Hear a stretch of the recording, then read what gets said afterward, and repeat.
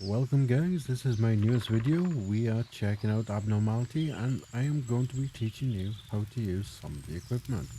So stay tuned and let's learn how to use everything.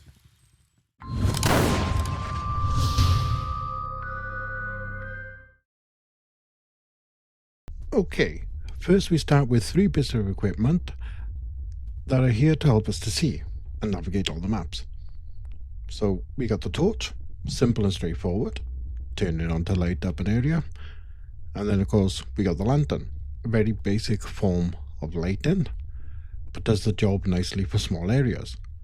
Then of course we've got the night vision. Now this is more of an advanced piece of equipment and one that we'll always have with us. You just press R to activate it and deactivate it. But be advised, not everything can be seen through night vision. So next we have the thermometer. So the best way currently to find a ghost's room is to use the thermometer. Begin by picking it up and turning it on. Good news for the seasoned ghost hunters out there. In Abnormality, you do not need to keep turning it on and off to get the temperatures, as it adjusts as you move around. An indication of finding the ghost's room is the temperature will drop to 10 degrees Celsius or below. You will notice that when you find the ghost's room, the temps will drop to 10 degrees Celsius very fast. However, it may take some time to get to freezing, depending on the ghost's activity. Now, in Abnormality, freezing is verified by 0 degrees Celsius or lower. This, of course, is a piece of evidence. Okay, so now we're on to the EMF. Now, EMF in Abnormality works very much differently to the normal way you're used to it working in games. In this game, the EMF is a tool for pinpointing a ghost location and its current anger levels. Now, the more angry the ghost is, the more EMF you will get. Along with this, if you get EMF 4 or 5, you need to run. This indicates the ghost is so angry, it's getting ready to hunt. Now, if it has EMF as an evidence, it will always hit EMF 5, which is going to be the red light at the top of the EMF meter. Now, any other ghost can only get EMF 4 at the most.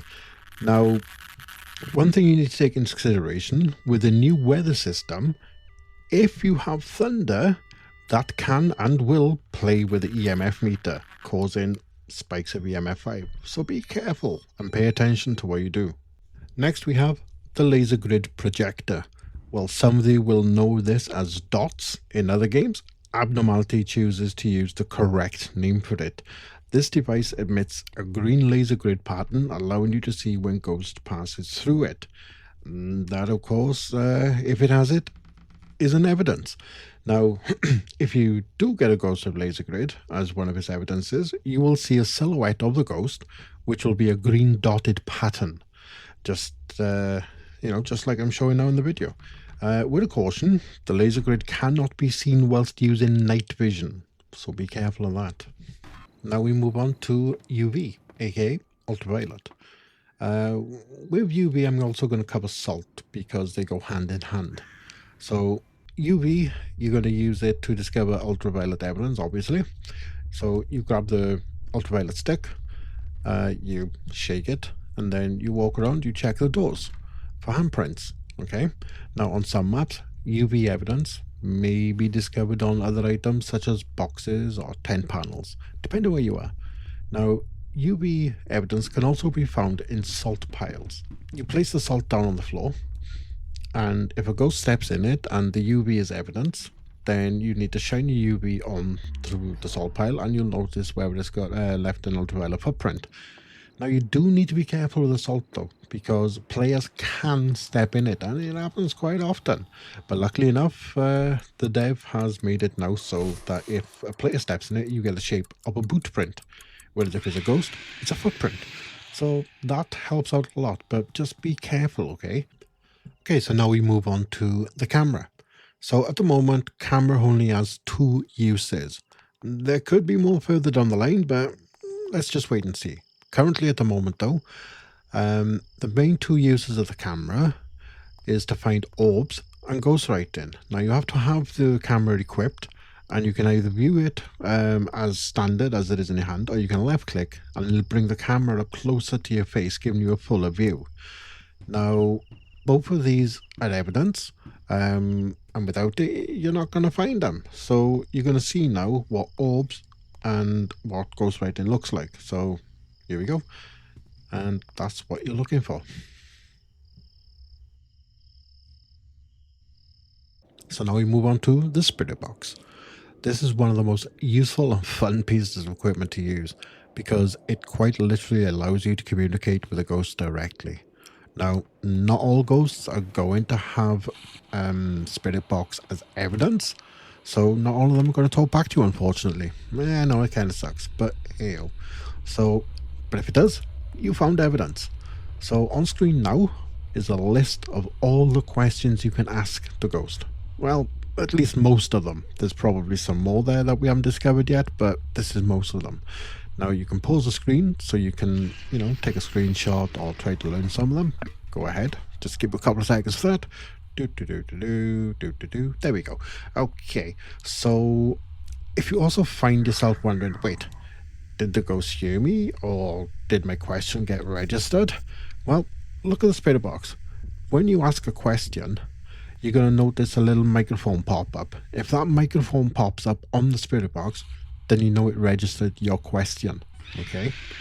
Now, the way to actually use this is if you have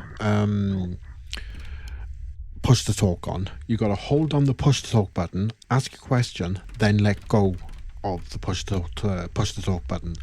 Then you should see the response happening, or you should see it registering your question. Okay. If you don't have a microphone, you can go into the settings and you can activate text to speech, right? Which is, I believe, bound to the letter N. So then you can just press N and then you could just type in any one of those questions that were on the screen and it should register it straight away and you can hopefully get a response from the ghost. Now we move on to the crucifix. Now, I know most of you are used to the crucifixes and how they work. However, in Abnormality, it works a lot differently. Okay. Now, the crucifix is only used against religious ghosts. Now, in Abnormality, there are 5 religious ghosts at the time of recording this video. That is the Demon, the Jumbie, the Kikimora, the Dibbuck, and the Revenant.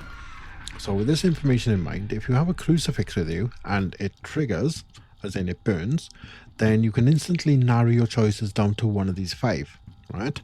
So, by the way, if you do use your crucifix to avoid one of these entities, you gotta survive until the animation is completed. Otherwise, the ghost can and will kill you. Okay, so now we move on to the Dowsing Rod. Now, the Dowsing Rod is really quite simple and straightforward, and it's a very interesting bit of kit. Now, with this one, what you do is you basically go into the map and you ask the ghost, or you ask the Dowsing Rod a simple question, which is, show me the way or show me the room. And if you're lucky, you will get this reaction. And after the animation is complete, it should point to where the ghost room is. Now, take into consideration, there is one ghost that will lie. So be careful of that, okay?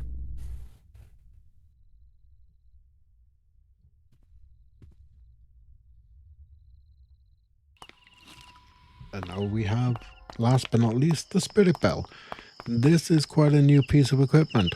Not really a lot to say about this one, except for it is very, very useful on bigger maps, and especially the lodge, because, well, little hint, you can't use a temperature thermometer device there, so, use the bell.